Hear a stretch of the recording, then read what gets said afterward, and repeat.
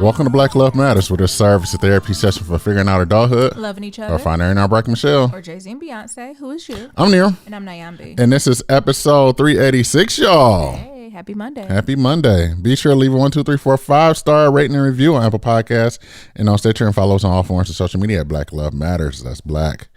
But okay, what's going on, baby? The weekends go just as fast in Michigan, y'all. I was hoping that they would be slow. I hope they will have the Midwest isn't slow. It's not as fast as like the East Coast, but it's not as slow as the South and the West. But guess what? You blink, it's Friday, and then you open your eyes, and it's Monday, and we're doing it all again. Mm-hmm. But you know, I had a decent weekend. Well, I guess I can start when I'm talking about you close your eyes, it's Friday, open it Monday. Work is working. You know, I'm straddling a few time zones, which is interesting. And I'm not just talking about East, West. I'm talking about like European time zone, Asian time zones. And I think it's beginning to take a toll just a teensy bit on me. It's not that I'm against straddling the time zones, but I think the way in which I'm organizing it is not in the most efficient way. Would you say my work schedule? Nero just snarls at my work schedule. He's just like, who are you? Why are you doing this? This is trash. Because I'm like, Nyambi, I have a meeting at noon. Mm-hmm. Noon Pacific Standard Time? Mm-hmm. Noon European time? Or noon? I don't say European time. Noon Eastern time. What? I don't know about you, but I work in the time zone that I'm in. Yeah. And I work in those parameters. So now I'm in the here now, and I mean noon EST. What is that? What time zone do I work in? I don't know. Pacific, Greenwich time zone, all those other time zone other than Eastern. So I need to figure out how to just tote the line appropriate. And don't get me wrong, I'm not asking to say like I only work between 9 and 5 Eastern Standard Time. That's not what I'm talking about. It's just being a little bit more firm with boundaries to say if you need me to take a meeting, a late night meeting because it's in a different country, like I only do those on Tuesday and Wednesdays. Like just don't scatter those motherfuckers all through the day. Mm-hmm. Also, I need to reclaim my Fridays back. These last couple Fridays has been the Fridays I've been the most busiest I've been on any Friday since I've been working here. And I'm just like, because I didn't finish work this Friday till like 5 or 6. And I'm sorry I know some cubicle warriors are out there like blasphemy. Others are like, shut up, Nyambi. You supposed to work till the 5 o'clock, child, not the cubicle I'm in. Usually we start rounding it up about noon. Look, here I go. Pacific time. So 3 o'clock. So I'm expecting about 3 o'clock Eastern, noon Pacific. Like we wrapping it on up. And not that you won't have a meeting, but usually it's like far in advance. You got clear action items, you know, the next steps and all that good stuff. Some other stuff that has brought me some joy is 2 books I'm reading. So I'm listening to one and reading another. So I'm listening to Bevelations by the Queen, Bevy Smith. And I always stood for Bevy Smith. Like I knew she was an OG in the game. Like I knew she was in fashion. I'm trying to think when did I first discover. I think her days at Vibe is when I first like was aware of Bevy Smith. But of course she's been in Vibe, Rolling Stone. She works with a lot of fashion houses. Like now she's doing her own, like she's a brand in herself. And I knew it was something I want to read, but I don't know. Like I just wasn't dying to dive in for some reason. Baby, I got Miss Bevy Smith on audiobook. I can just hear her sipping the champagne in the background as she is documenting, I would call it more of a memoir through like her professional career. Some personal stuff in there, but it's really just navigating through that. And I've just appreciated her Bevelations that she's called it. So the Bevelations be like gym dropping, hot knowledge, that type of stuff. And some of this stuff is like, oh yeah, I get it. You know, as you get older, things get better, like get great, stuff like that. But the way in which she unpacks it, which is, of course, I should know, it's Bevy Smith, but it's been so clear. And for some reason, I should have known this, like Bevy is truly speaking my language on a professional note. Although she's in fashion, I was in tech, I was in other areas, like the journey she's going on, every time she starts telling a story, I'm like, oh, sis, been there. I too. Oh, is that what they're going to do to me next? Right? Like, it's just, it was almost like an intro to Cubicle Warrior to me. Like listening to Bevy Smith was like, I need to do Nyambi's Guide to Being a Cubicle Warrior. And because it was just that good. So if y'all looking for it, I definitely will get I have the book actually too, because it was that good. But I would recommend the Audible version. Like just hearing Bevy Smith, her voice, you know, she got that lisp, she got that heavy New York accent, like all the things is giving me joy.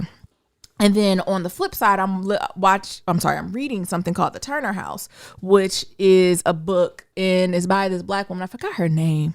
Can you pull it up? I don't want to give folks the name, but it's actually a nice little fiction story. And the reason why I got it is because like as I come to Detroit, I feel like I have different moods or like different reading moods. Remember when I was in Detroit last time? That's when I decided to go on the Toni Morrison journey. Now I'm really going on a deep fiction kick, but a fiction kick as it relates to like Detroit. Angela Florney.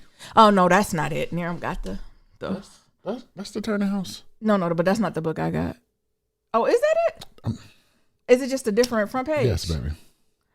Oh, okay, perfect. Thank you, Niram. My apologies. Oh, I apologize up front. So it's The Turner House by Angela Forney. Y'all want me to read the summary? Because you know, usually I give my Nyambi take. What I'll do, I give you my Nyambi take after I read it. Now I'll give Angela's take. It's the Turners have lived in Yarrow Street for over 50 years. Their house has seen 13 children grow and gone, and some have returned. It has seen the arrival of grandchildren, the fall of Detroit's east side, and the loss of a father. The house still stands despite abandoned lots in Battered City and the inevitable shift outward to the suburbs. But now, as an alien matriarch, Viola finds herself forced to leave her home and move in with her eldest son. The family discovers that the house is worth just a tenth of his mortgage. The Turner children are called home to decide the fate and reckon with how each of their parents haunts and shapes their family future. So my theme honestly is to do a lot of fiction reading around like Black people, Black places that are real. So like books that are based in Detroit, books that are based off real people. So I think that's the energy I'm going to go on. And I'm super excited about it. You excited for me now? I am. I like when you in your reading bag. I'm in my reading bag. Then I finally went grocery shopping.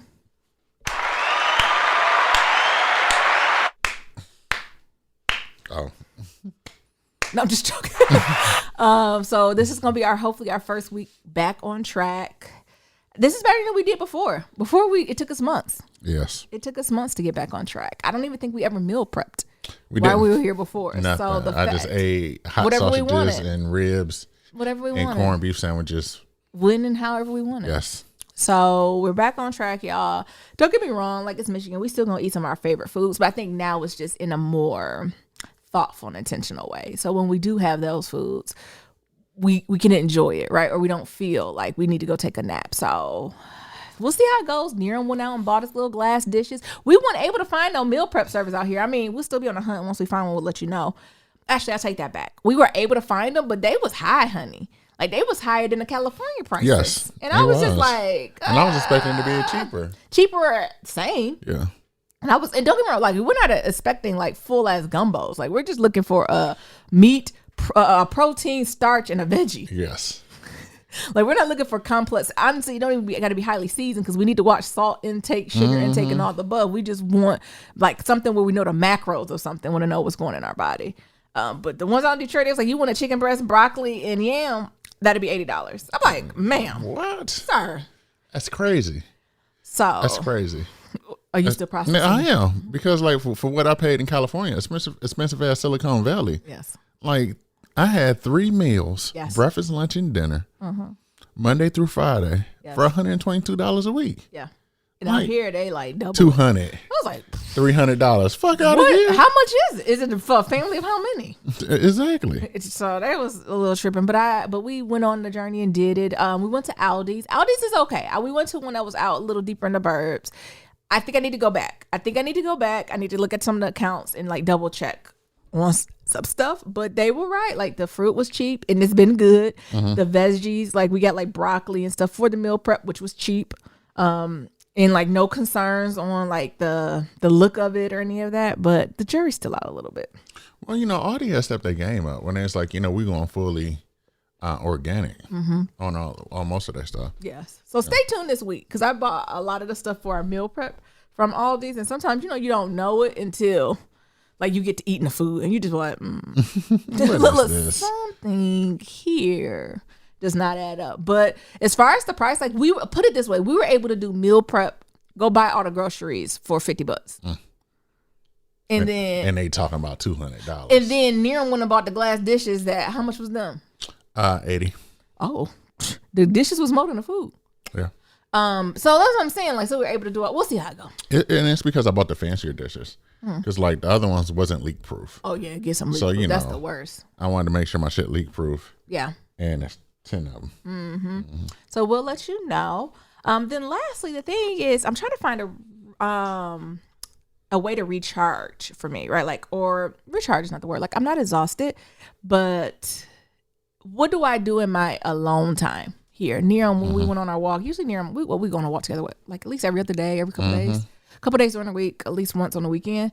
And Niram, was that yesterday's walk you called? How did you frame it? I'm doing a horrible job. You can just frame it. Oh, I forgot even how to frame it. Oh, okay. You just be bullshitting on the walk. No. You just be like, You know, I'm like Jay-Z. Like if you, I'm one take. If you don't record it, I never forgot it. You don't know what you said. I just know it was some greatness. No, but I think one of the things is that, you know, before we was leaving, I asked you, well, what do you need as a partner here in Detroit? Like To be successful. Like, you know, I got some projects. We talked about that. You know, I told you what I need and things of that sort. But like, what do you need? He's like, I need you to be like, I need accountability. So I'm like, all right. So it's been about 2 weeks since we've been here. Yeah. So it's like, all right, like we meal prepping, we getting things together. You know, I'm getting my workspace together, all this other stuff. And it's like, now it's looking towards you. Like, so what are you going to do? I have a workspace. What have I not done? Well, you have a pseudo workspace, which I don't know. We're going to have to check it back when it's all said and done. Yeah. Because it's definitely not ergonomic. But I think, yeah, you know, you get into work, you working these crazy hours. I wouldn't say crazy, but they're unusual. Yeah. Because it's like, how you going to have a meeting? How you work Pacific time, but still have meetings at 8 and 9 a.m. Eastern time? Yeah. Like, that don't make sense. Yeah. And so the other thing was like, all right, like you getting on these things, like, so what are you going to do? Like, what's going to be your self-care time? Like, what are, you know, what are you going to do when you're alone? Yeah. And when you're going to spend your time? Because this is a time where we can, like, you can take and make something the best out of it. Yeah. Or you're just going to look up and you're like, what the fuck went on for those past 8+ months? That's true. And I think, you know, we spent a lot of time on me, like, you know, what my schedule going to be, when I'm going to visit my family on the east side and, you know, all these other things. And it's like, okay, well, it looked like I'm pretty good. So what are you going to do? I agree. So, you know, and I think that's hard for Naomi when she try to focus on everybody else. But when it's like, well, it ain't nothing to focus on but you, it becomes the problem. I received that. I'm unpacking. Niram, you're checking? I ain't gonna do this. Jesus. Let's take a look back, baby. Father God, I am just learning how to pray. Bear with me. First, I thank you for the life of everyone that's here with me. Then I thank you for the love you give me. Why? I don't know. I don't deserve it, and it hurts inside. Many a nights I cried and called your name out loud, but didn't call you when I was doing good, too proud. And still you gave me love. I wasn't used to that. Most of the people that gave me love ended up taking it back. That's something new to me. So I'm asking you for time to adjust. Let me make it there. I will be one you can trust. What I stand for, I put my life on, I do. I guess what I'm asking is, show me how to stand for you. And I will rap for you, sing for you, reach for you, preach for you, teach for you. I will love you like you love me, unconditionally. And I will always be prepared for whatever the mission will be. Give the nutrition to me, and I'll properly digest it. And when I give it back, I will show you word well invested. And whenever I go, before I go, let me give. Thanks to you, Lord, for my birth, for every day that I've lived. You gave me a love most of my life I didn't know was there. I give you my life because you cared. Amen. Amen. let it play. Just let it play. Let us grieve. Just grieve. Just grieve.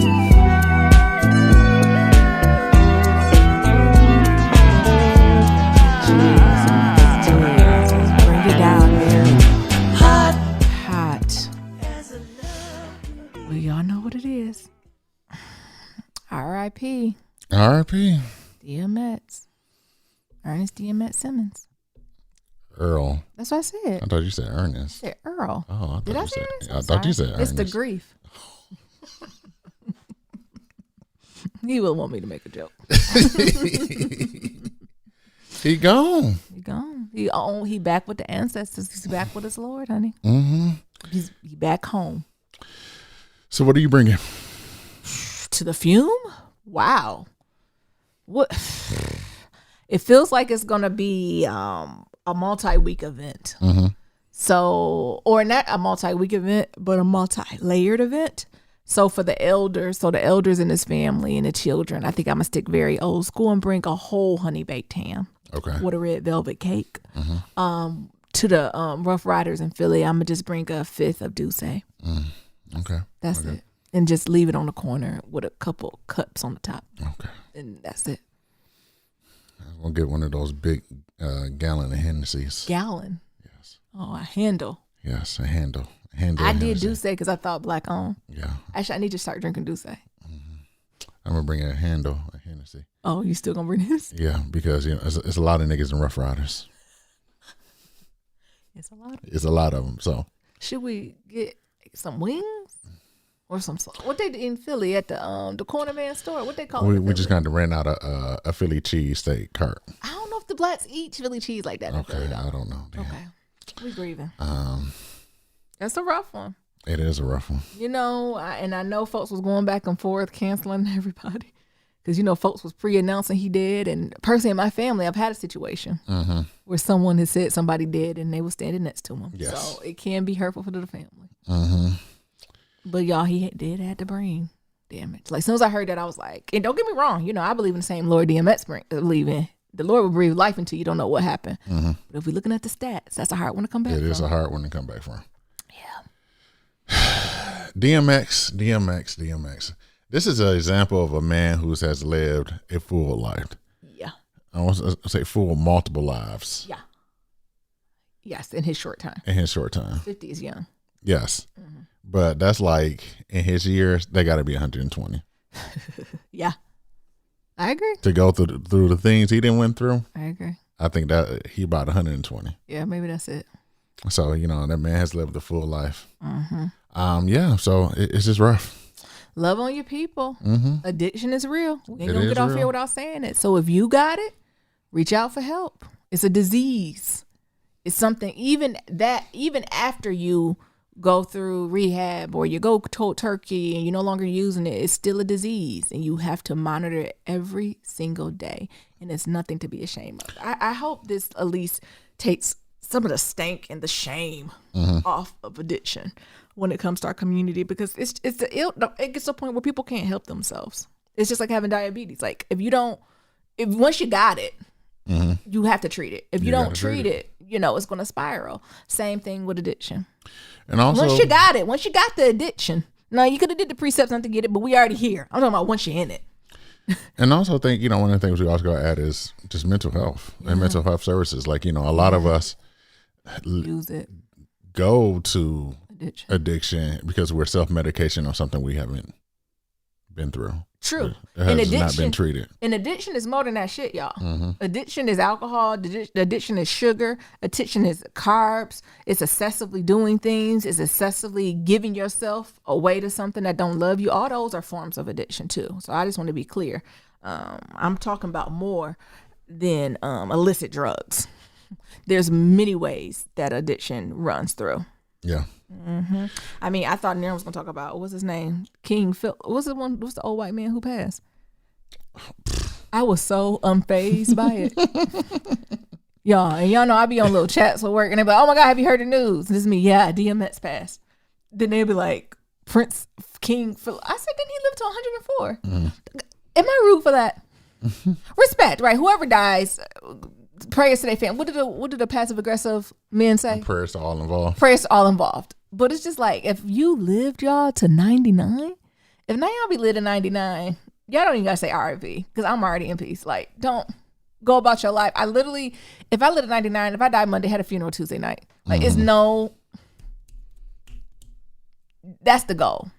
But Neon, yeah, what else was you gonna say? And another thing is like, so DMX going, and I don't know if y'all seen that video of Black Rob, but he not looking. What's going on with him? I don't know. He was hospitalized Recently? Yes, because they did a video of him and they're paying homage to or paying tribute to DMX He did the video giving homage from the hospital. Oh, and he did it from the bed. Yeah. Oh. Yes. And then what everybody was like, sir, they was are like, you what good? the fuck is going on with Black Rob? And he must be really sick if he didn't even, try to not look as if he was sick. Oh my, what's going on? Look at him. Oh, I do see him. What is going on with Black Rob? Is it COVID or is it another chronic I don't illness? know. Okay. They just said the pain is crazy, man. It's helping me out. Make me realize, a lot. Actually, let's just play it. Are we going to say what he said? Let's see what he said. So man, what's going on? I don't know what the pain is. The pain is crazy, man. It's helping me out though, man. It's making me realize I got a lot to go, man. A lot to go on, man. My Lord. Oh, man. Whoa. Yeah. That's a lot. I don't know what's going on with Black Rob. But I just know he in the hospital and he 52. Young. That's what I'm saying. He's very young to be looking like that. Yeah. So we got to send healing vibes to Black Rob as well. Yeah. I mean, it's like, I'm not saying that's it. People can't come on and tell it like that's it, but it just surprised me that like, are you okay? Like, I was more worried to say like, are you good? Is the doctor taking care of you? Is you got the pain management you need? Are you feeling you being like, I feel like those are questions I immediately want to go in when I'm seeing him in that state. Yeah. Because if it's that painful, like, are you choosing to be in that pain because you don't want the drugs, or is it something else going on? I just think for someone to be 50, Black Rob looks like someone who's 80 on their deathbed. Yes. And it's like, what is going on? Yeah. And is that man okay? It's been a rough week. It's been a rough You weekend. layer DMX, Black Rob, them, they and us that came on Amazon. Shout out to Lena. And Exterminate the Brutes. Who? What are you saying? That documentary on HBO. Oh, that's right. Exterminate the Brutes. It's been a very hard weekend. and then you add Snowfall into this as well. Oh, I didn't even see Snowfall. And Queen Sugar and Blue talking about how do I not get killed by the police? Oh, that was a couple weeks ago. You late. I know. But still. But I it's when watched you that this it. weekend too. You watched a lot of things. Shit. A lot of traumatic things. Because I remember I was like, I should have watched something. And Naomi was like, nope, don't watch it. And I was like, oh, I'm like 3 weeks behind on Queen it. Sugar. And you went back. And then I'm over here watching stuff. And here comes Blue talking about, how can I not get killed? And then Ralph Angel was acting in that. God damn it. It was a rough one. So it's just been a rough week. So send healing vibes, hug your family, love on your family. I did that myself this week. I went to go see my mom, kick it with her.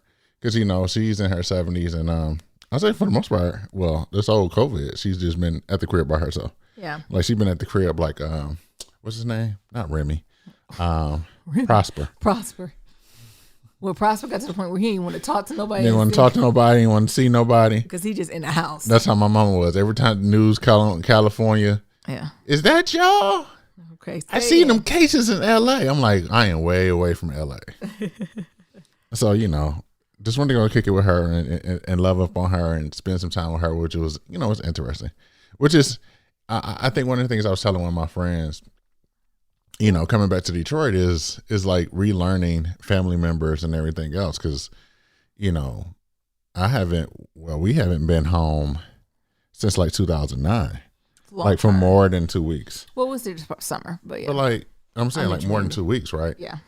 So I'm like pretty much learning all these people again and like idiosyncrasies and things of that sort. And I think they're learning me as well. So the view of what they had of me is way gone, right? What you mean? Like they may think of Nerum as like whatever they view of Nerum is, whether it's in high school, middle school, elementary. Yeah. college near them, things of that sort. And it's like, oh, I've been through a lot of things. I done grown. I done seen the world. I done been places. I done seen things. And like my thoughts and views are not where you think they are. Evolving. Yes. So I think it's interesting to go through that and go through that journey with my mom as well. What interaction are you talking about? I would love if you could share a story. Near, I'm holding back. Well, one of the things is that, you know, my mom was thinking about getting, so first of all, before this, my mom is the FBI or the CIA. Oh, Because if you tell her the information, she gonna tell it. yes, and validate it. You know such and such to get in the car. Yep. Oh yeah, what about it? Oh, you know such and such is trying to get their driver's license. Oh, okay. You know such and such back on that shit again. Oh my God, how'd they find it? Okay. Yeah. Thank you, ma. But other than that, you know, she's like, yeah, you know, and then she go to her, you know, I'm thinking about getting a knee replacement. Oh, I said, oh. big moves. She I said, said, once ooh. outside open, I'm running a marathon. That's what she said. And I'm like, yeah, I think you might need to get that. So, you know, she's so bored. I'm like, yeah, you know, because she's like, well, what do you want for dinner? Like, I'll cook you something. And this past week, I think we already went out twice. Yeah, we went And I'm out. like, I do not want. And she's like, well, I can fry you some fish and some French fries and some salad. And I'm like, I don't want no more iceberg lettuce. That's all they sell in Michigan. I need some nutritious lettuce. I need some kale, spinach, yeah. some type of kale or something. I didn't know I was gonna be craving fucking kale. So that's one thing, because black people out here only eat iceberg lettuce. Yeah. I mean, don't get me wrong. I like iceberg ranch. I think it's just a mechanic for ranch to get in my mouth. So that, and then it's like, oh, I can do fried fish, fried catfish, and French fries. I don't want no more beige food this week. No, you only get it once a week. I got the limit I once a week. don't want no more beige food. Once a week. So I'm like, no. Like, I'll cook. Like, you know, I'll go to Trader Joe's. I got to run some errands. And she's like, And I'm like, you looking like you want to go.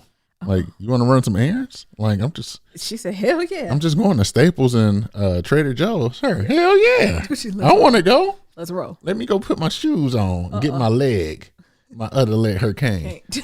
And I'm thinking to myself, like, ooh, this is going to be a long trip. You might trip. as well just have it in your head. It's going to be a while. This is going to be a long trip because, you know, she's planning on getting that knee replacement. So the knee that she need to get in the passenger side, that's the one she like lifting her leg on and shit, trying to get up in there. I'm standing on the side of my truck, like, so it can bend over a little bit, so it can make it a little bit lower to get in. It's just a lot. Wow. So, you know, I'm going to Staples. So, you know, I'm looking for a chair. I heard, well, what about this, Nero? Why don't you try this chair out? Now she the expert. Look, she kicking it, hitting it with her cane and shit. Try this one out. This one looks stable. How much you trying to spend on it? Oh my God. Now she your personal shopper. Exactly. Yeah.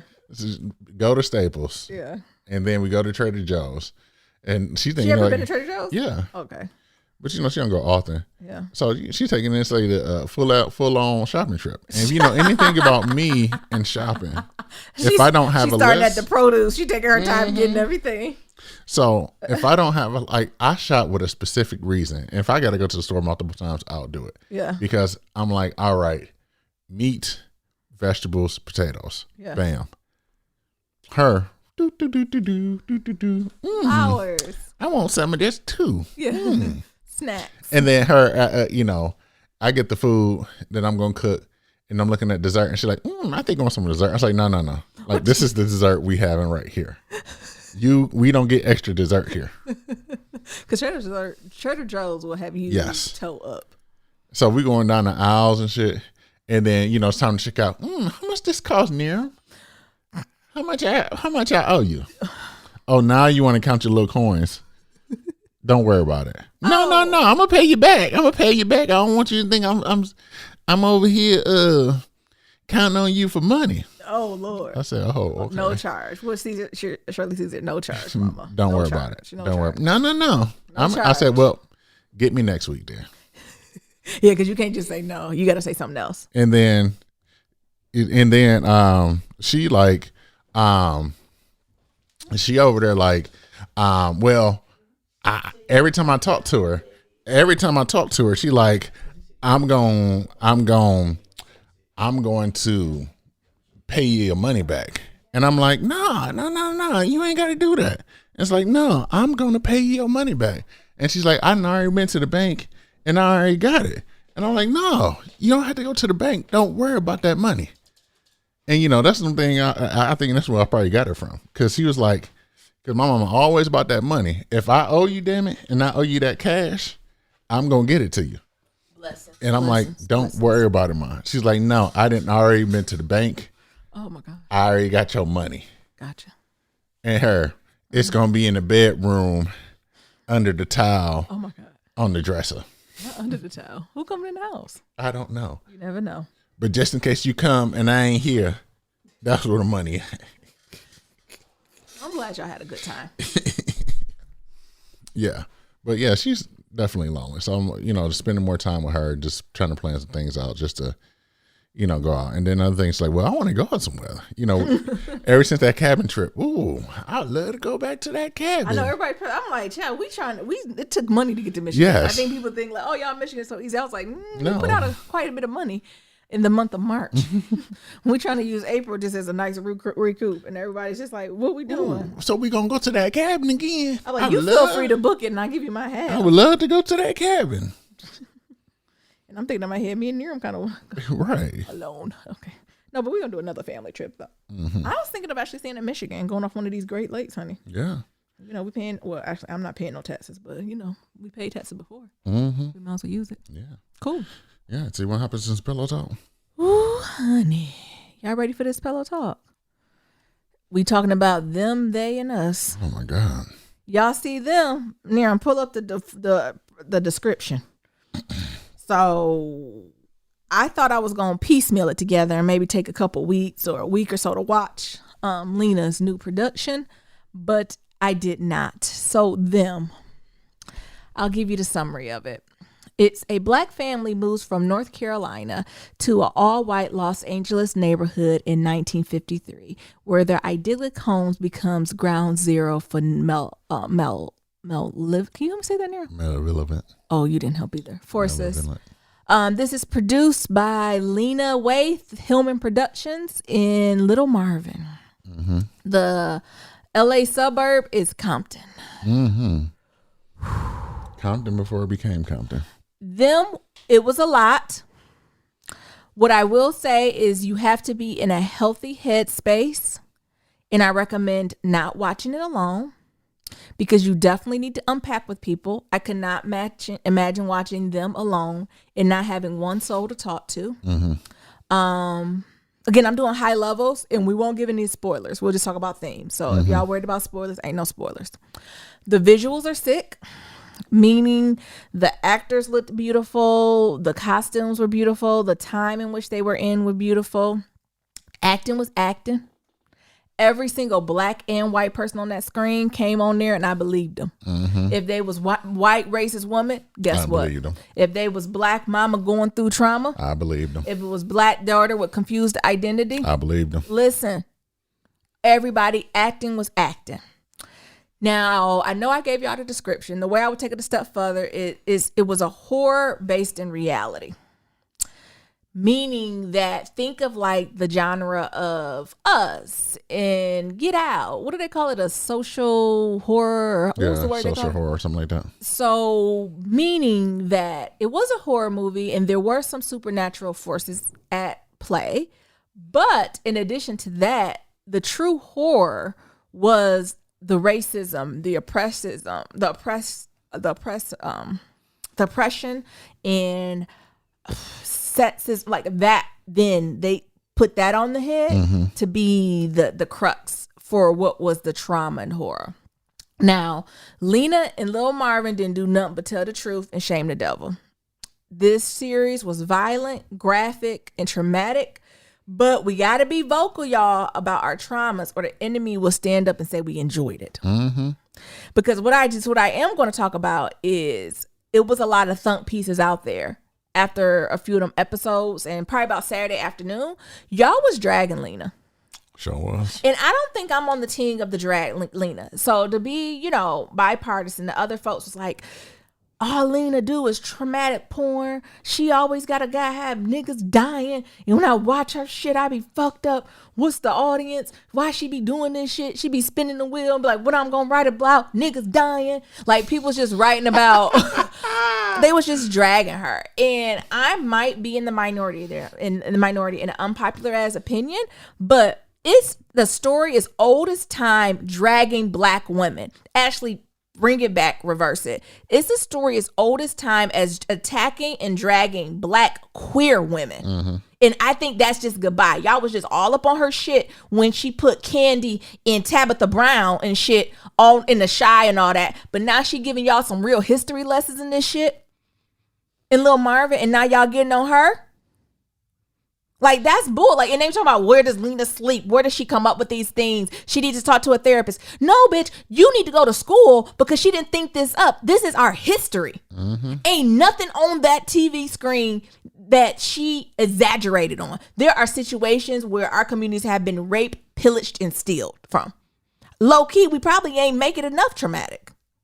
And so, like, so it's a two-sided of the fence. It's two-sided of a coin. Was it traumatic? Was it graphic? Is it fucking a lot? Yes, but it's the fucking truth. And why can't we tell the truth? And why are we shaming Lena for artistically depicting in Little Marvin their feelings? They're talking about, why y'all keep writing about this? Well, bitch, you go become an EP. Yeah. You go create a whole production company. It's enough. Like I said, Aretha, it can be more than one Hillman's. Don't get me wrong. I want more Crooklands and Boomerangs and just Black Joy movies. But I ain't about to get online and be like, damn, Lena, I said I wanted Crookland. Not kill a nigga. Right? That's not my, like, y'all getting confused. And you dragging the wrong thing. And a lot of y'all ain't read no book. Your mammy ain't taught you no black history because y'all thinking this stuff about redlining and the lynchings and the burning and the raping and the killing and the abuse of black bodies is something that came from Lena's head. Can I add one more thing that to this? Ain't come from her head. She just read a fucking book. Can I add one more thing to it? Yeah. Lena's not even the creator of this. She's just the EP. Yeah. So the EP is the person who's Little Marvin. Yeah.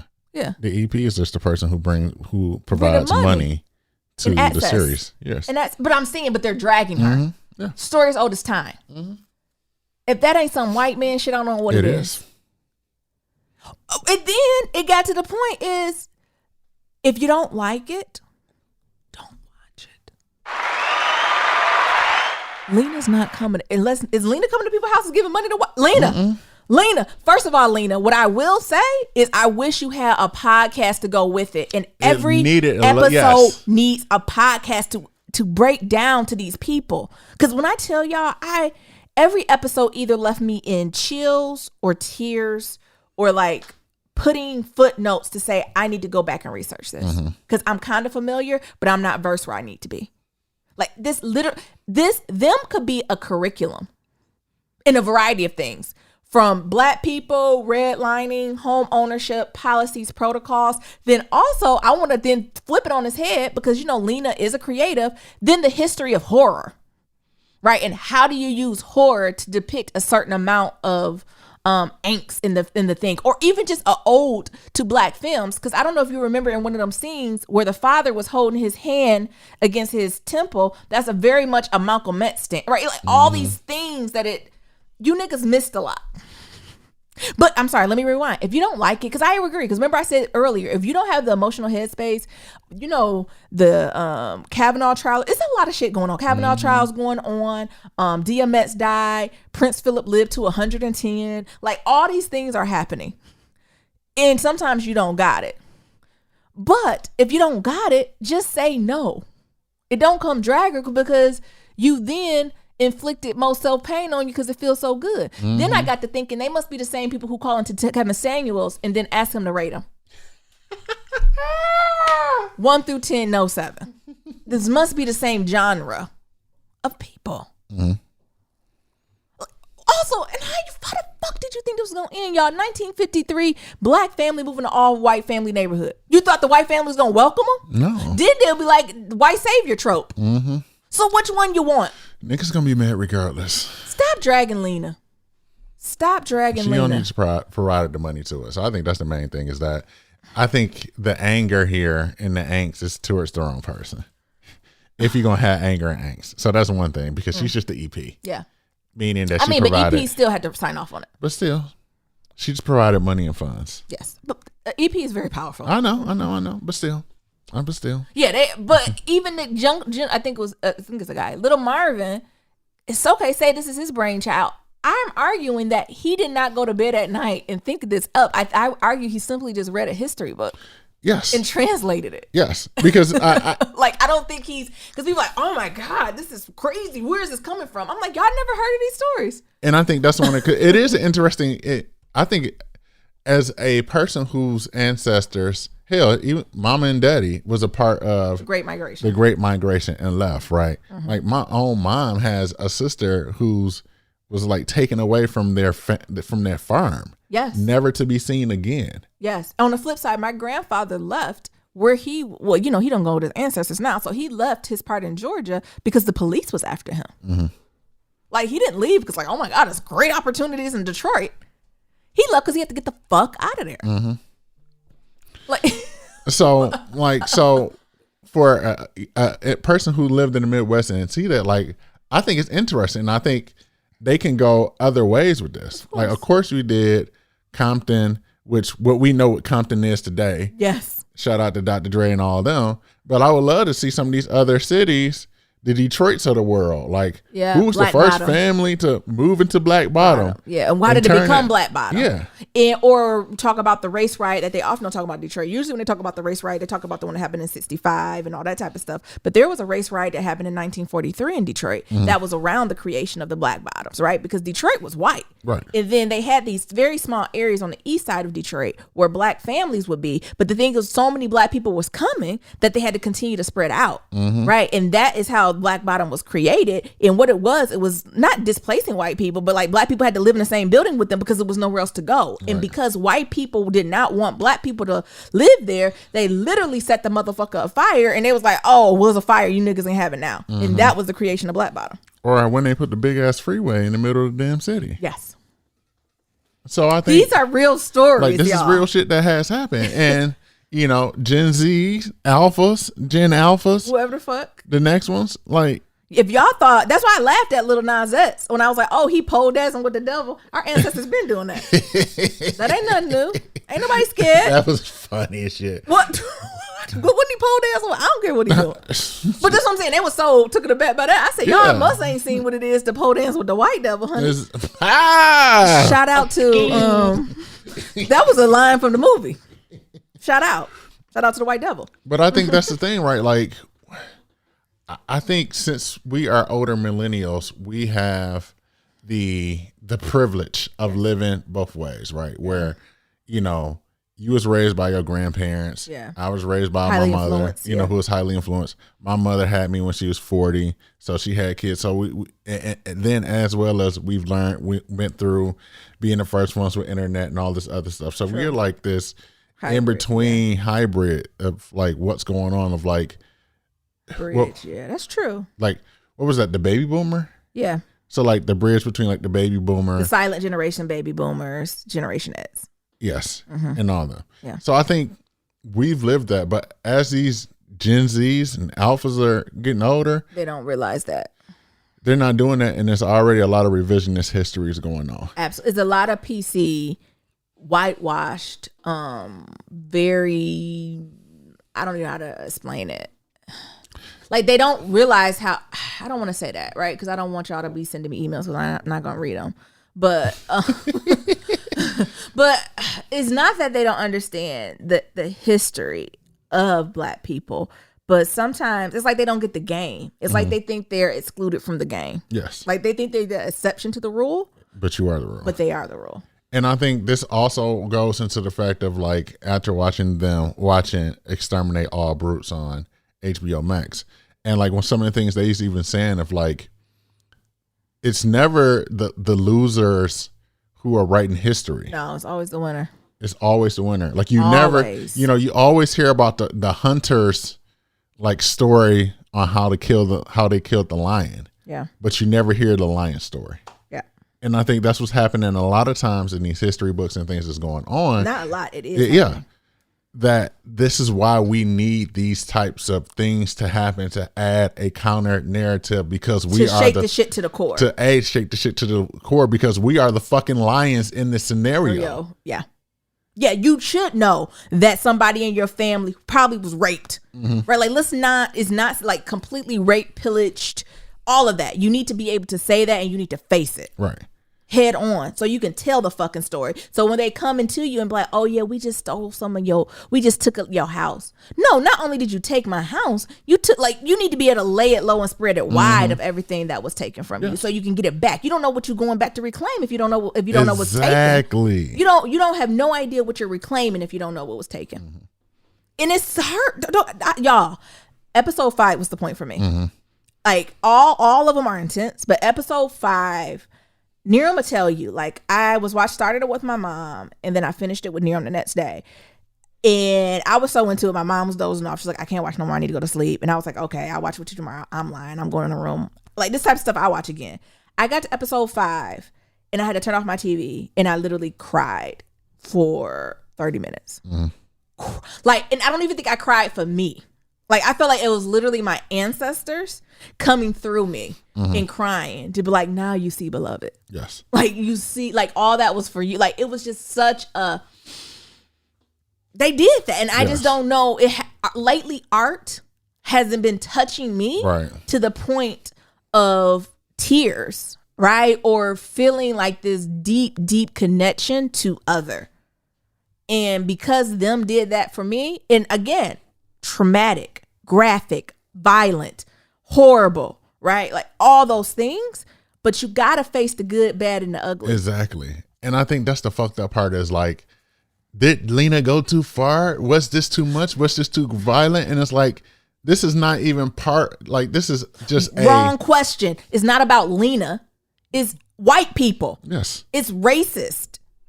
It's the oppressor. They went too far. But this is just one piece of a narrative of hundreds of years of horror that black people, black, brown, and indigenous people have went through. Yeah.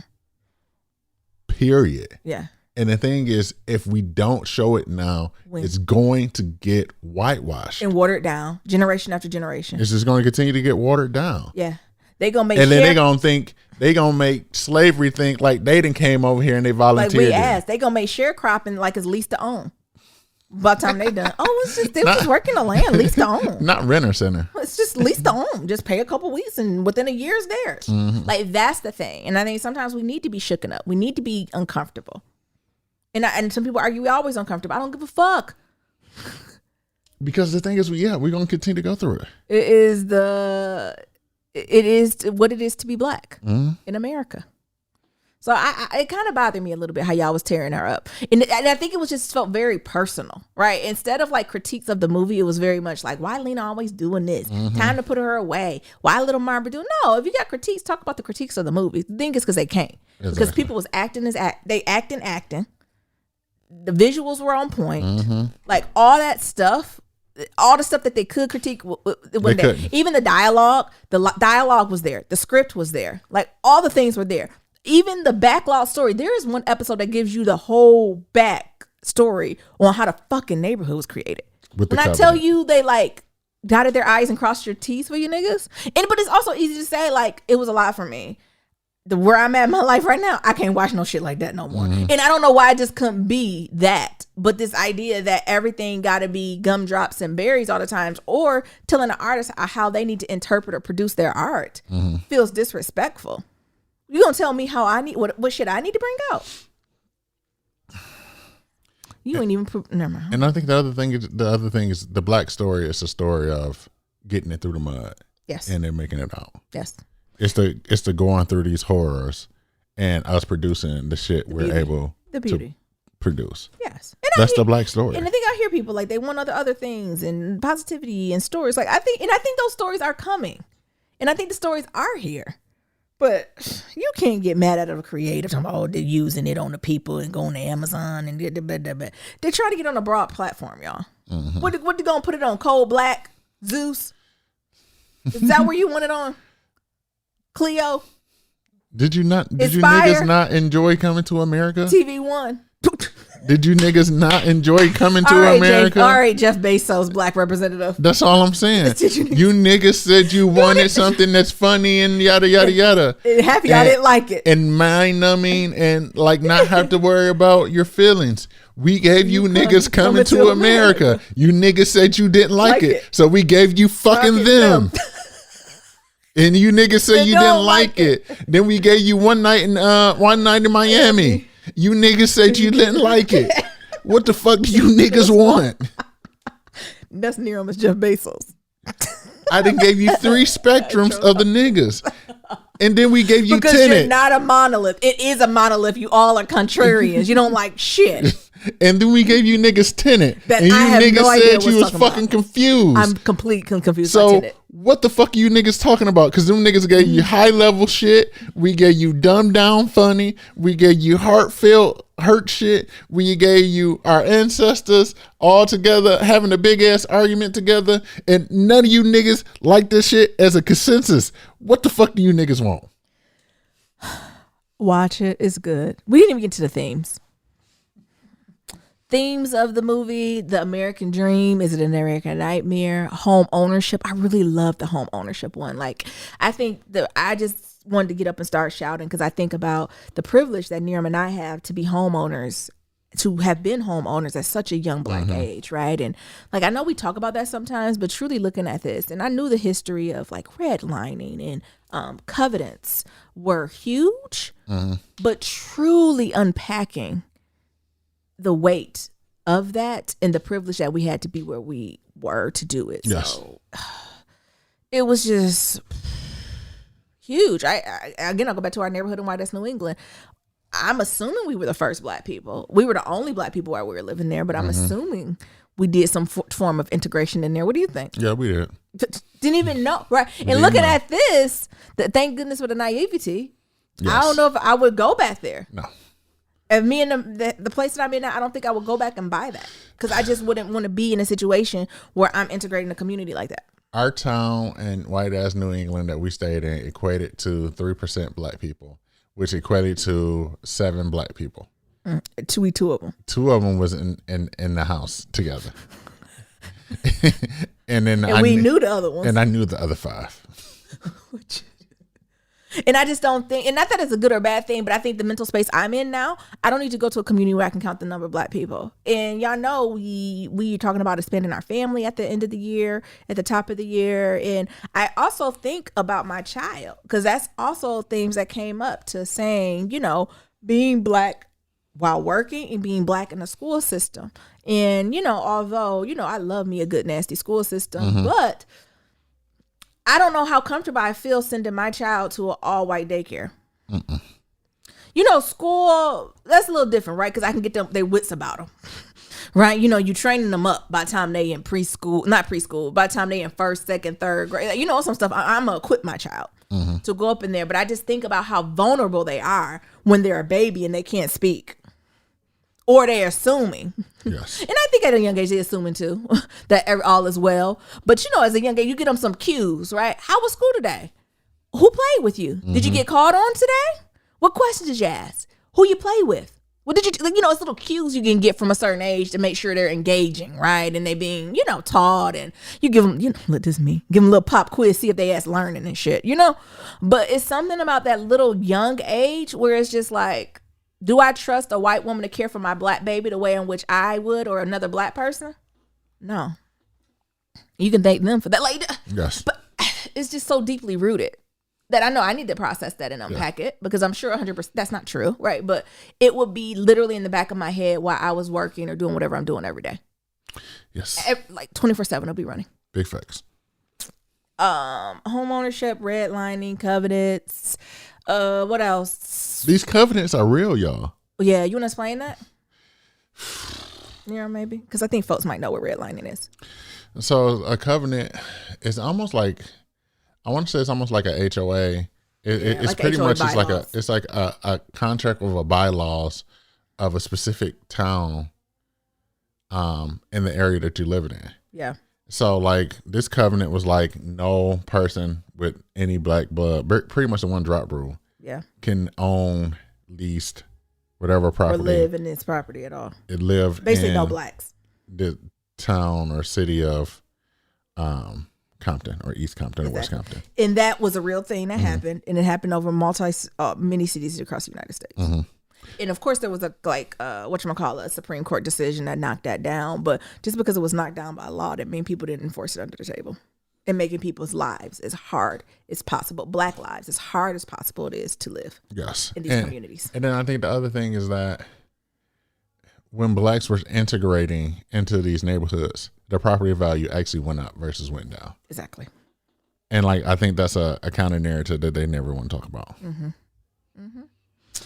And then lastly, what I would say is working white black was a huge one too. A lot of the guy was going through, like, I could feel him. Like when you're in situations where you literally have to hold your breath, hold your tongue so you don't go out because you need them benefits, right? Or in situations when you feel, when you're left out, saying, like, explicitly they did something here where there was like an event or something, but he wasn't invited. But I think on a more microaggression scale, happy hours or outings where we're like, we just assume you ain't want to go now, Yambi, blah, blah, blah, right? All those things. And then lastly, I think the biggest thing is just the lack of care for black bodies not being safe anywhere. Like literally having no place of refuge as a black person in America could be exhausting sometimes. Yeah. But again, it's hard, traumatic, violent. It's going to trudge up shit. All those things are going to be coming down the pipeline. So make sure you're in the right mental space and you have a support network to watch it. If you don't, I would say hold off on a little bit till you have those things, just so you can unpack and process it a little bit more. But y'all let up on Lena. If you watch the first 2 episodes, not for you, you know what you can do? Turn the shit off. Turn the shit off. That's how I recommend you do it. And then even more, I don't know if you've seen, it was in the news, Nero, that the LA County, I forgot the name of that area. Manhattan Beach. Speaking of like redlining and laws, so like descendants of this black couple are now going to get land back because a white supremacy group just stole it, right? Like they just literally came in the neighborhood, burnt all the shit down, took ownership of it. So now it's a court case and it's coming back full circle. So I think this is just another data point to show that this is real and it continues to happen. It's not an issue of the 1940s, 50s, and 60s. It's issues of 2021, which makes it more and more important for us to see it. So it's super important. Yep. Last thing before we close on out, I had to just address this, y'all. Did you see this? I'm very proud that my wife is white. Headline says, folks confused after UNC black head coach made odd remark during press conference. Stupid nigga. Why? You can play it if you want to. Is they gonna play it? How long is it? I don't know how long it is. I don't know, Niram, if I want to play it. Oh, I think I want to just read. I think you passed it. Oh, Jesus. So, where do I begin? The University of North Carolina officially introduced its new basketball team and head coach Hubert Davidson on Tuesday, holding a press conference and allowing longtime assistants to give fans more information about itself. A reporter asked Davis whether it's significant that he will become one of the few black coaches of any sport at the school or more generally in college basketball. He spoke about the significance of hiring, but also mentioned the race of his wife, Leslie, and the 3 children, Elijah, Bobby, Grace, and Micah.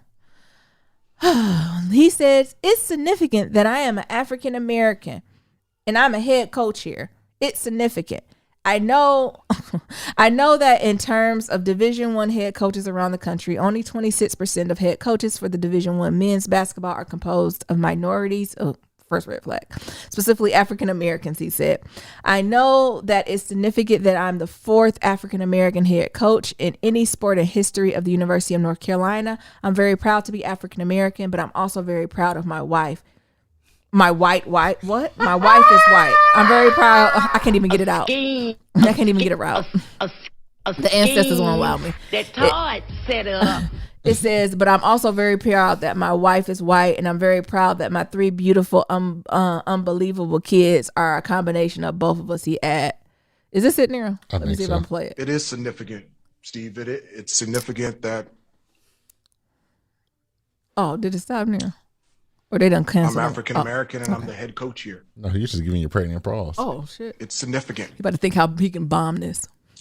I know that in terms of Division I head coaches all around the country, only 26% of the head coaches for Division I men's basketball Yeah. are compromised by minorities, specifically African Americans. I know that it is significant that I'm the fourth African American head coach in any sport in the history of the University of North Carolina. Yeah. I'm very proud to be African American, I'm glad. but I'm also very proud that my wife is white. We can stop there. Thank you. Scheme that Todd set up. Let him finish now. Let him finish. A scheme. Let him finish now. Let him finish. And I'm very proud that my 3 beautiful, unbelievable kids are a I thought combination. you were unbelievable kids. Nigga dumb. I'm reading these comments talking about, sir, the last guy we had a white wife. We're unimpressed. I'm proud of my white wife. They got Oprah Winfrey face. They just got a bunch of black women looking like what? Like, I understand his flow. Like, I think he was trying to give a shout out to his wife and his foundation because he would not be where he was if it was not for the support of his wife, right? Like, I'm trying to give him as much grace as possible. But, sir, the way that you're pausing, the way that you're inflecting on white made it feel a whole different. This looked like season 2 of them. Sir. What the fuck was that? Sir, that's a ball drop. I get it. Your wife is your partner in crime. You proud of your children. You black, she white, she black love. I mean black. I get that. Ebony and Ivory together I get in the perfect thing. harmony. Maybe I should talk to his wife. Sis, white sis, come here. Tell him he don't have to tell you white no more. We're just assuming. We're just assuming. We don't have to. He don't have to do that no more, sis. I'm proud of my white wife. Neil, do you say you're proud of your black wife? No, but I'm gonna start. I tell people I'm gonna have a black baby. And Who was that? Was like, yeah, I would only assume. One of our lawyers. Me and Neil stay lawyers on attorneys, honey. He said, It was talking to our lawyer. I would only assume it would be because they was black. like, "What's going on with you?" I was like, "You know, we think about bringing a brown baby in this world, or brown black baby in this world." And our lawyer, well, I assume. I said, "Wait, you trying to get me caught up?" He act like I'm on the stand. Oh, shit. I'm assuming he gonna be black or brown. I don't have much to say about this. It's just one of those things I seen and I bust out laughing. Right. Like, as soon as he said white wife, I was just like, I was like, oh my god. and it's not even shade, right? Like, I don't want people to think it's me saying like, oh, why you with a black woman? No, it's not that. I'm just highly confused On, like, on why? what was the context of her whiteness, especially at University of North Carolina, where we've seen nothing but white women. Like, I don't like if she's the first because she with the black man. I don't know what it is. It's funny.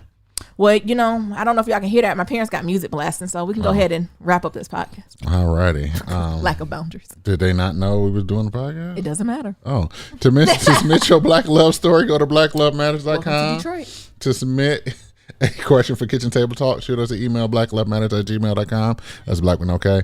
And to leave a comment about anything we talked about, head on over to that website. We got that SoundCloud, and we got that voicemail at 508-784-1111. Once again, that's 508-784-1111. Talk to y'all later. Remember, love is ever evolving. Peace.